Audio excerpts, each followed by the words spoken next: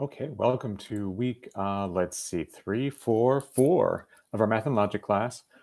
This week, we're going to finish up the material on the sets that we've been learning about. So we'll do 2.4, which is really similar to 2.3, and then we'll look at how we can use Venn diagrams to represent quantity instead of individual elements in section 2.5. There's also a heuristic quiz. You can find that in Blackboard for this week. It's a little different than what we've been doing. Basically, it's to make sure we've got that shared language to talk about problem solving, especially as it has to do with individual heuristics. I would really recommend you have your heuristic list open when you do that, and you can find this in Blackboard. You can do that quiz as many times as you want, and only your best score will count toward your grade. All that stuff is due February 14th at 3:30 p.m., just like normal. Thanks to everybody who got me your problem solving problem one problems from last week that were due last week. As long as you send it to me, basically as of when I'm recording this video, 9:15 on February 7th, I replied to you with an email with your score and any comments I had. If you didn't earn a 10 out of 10, you can revise your solution and send it back to me, and I'll grade your new one and give you the higher score.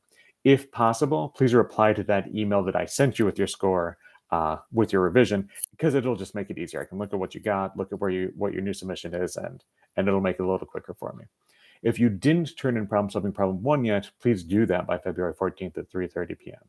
If you're on schedule, that's it. That's everything I've got for you today. If you're working ahead or planning to start working ahead, here's a little bit on how the tests work, because that would be the next thing to do. First, remember you can use your notes on the test. Don't get bogged down because you can't remember which one's union, which one's intersection, the difference between proper subset and subset. Get that down in front of you. Get some examples and notes and definitions down.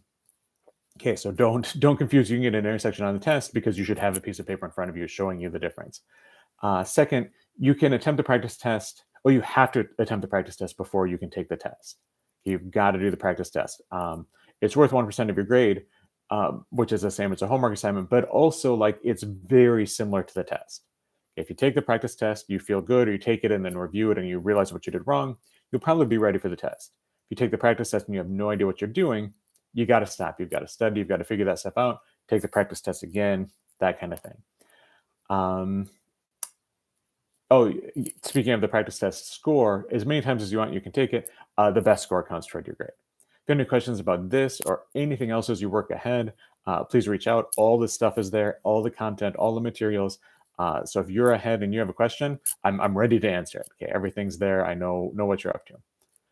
Sorry this got a little long this week. As always, please let me know if you have any issues with the course, and keep up the good work.